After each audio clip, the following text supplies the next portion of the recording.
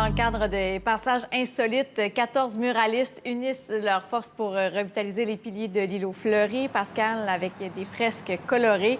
Les murales sont presque terminées? Oui, je dois vous dire que c'est de toute beauté, André. On vous parle ce soir en direct de l'îlot Fleury. Donc, c'est presque terminé. Il y a des artistes qui travaillent depuis plusieurs jours pour réaliser ces œuvres magnifiques. Vous le voyez, il y a des gens qui sont toujours à l'œuvre présentement. Donc, on parle de 14 muralistes. Il y en a de Québec, mais également d'ailleurs dans le monde. On a des artistes qui viennent de la France et même du Brésil. C'est dans le cadre des passages insolites et l'objectif de ce projet, c'est vraiment d'embellir le secteur de l'îlot Fleury. L'idée, c'était vraiment de transformer et de métamorphoser l'espace à travers l'art et de créer vraiment un espace vivant que là, on le voit très vivant parce qu'il y a les artistes, mais même si les artistes ils sont absents, que les œuvres prennent le rôle au-dessus de tout. Et André, j'aimerais attirer maintenant votre attention sur cette murale qui a une signification bien particulière pour la communauté iranienne de Québec. Femme, vie, liberté. Jeudi après-midi, une dizaine de personnes ont posé leurs mains sur cette murale.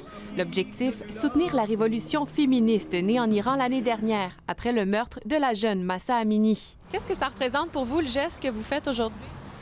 On a protégé les jeunes iraniens en Iran. C'est contre le gouvernement religieux dictateur. Pour la communauté iranienne de Québec, c'est un geste significatif. De loin, ils assistent aux manifestations dans leur pays d'origine. Ce qui se passe à l'heure actuelle en Iran, c'est dans le fond, c'est l'explosion d'une colère qui est accumulée depuis 43 ans sous la peau de la communauté. La murale prend place ici, le long du boulevard Charest à Québec. À l'origine de l'œuvre, l'artiste MC Grou. On a écrit en perse, femme, vie, liberté, en kurde aussi. En tant que femme, c'est une situation qui clairement vient me toucher parce que nous, ici, au Québec, on est bien.